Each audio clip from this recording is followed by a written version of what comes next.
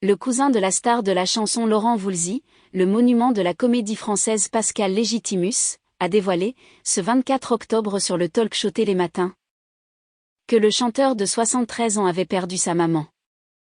Il va bien mais il a perdu sa maman il n'y a pas très longtemps, donc il est un peu, a dévoilé le comédien de renom en donnant des nouvelles plutôt rassurantes de l'artiste.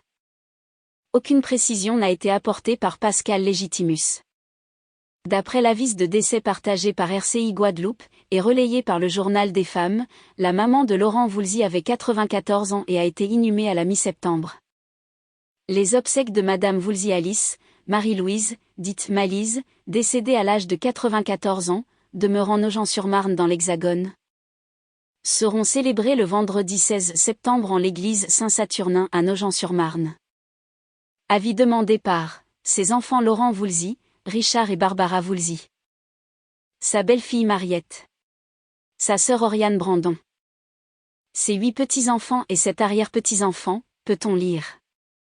Le chanteur des tubes Belle-Île en mer, Marie Galante, ou encore Le pouvoir des fleurs, avait évoqué sa mère à plusieurs reprises dans la presse. En 2021, il confessait à Europe 1, « Elle m'a élevé pratiquement seule.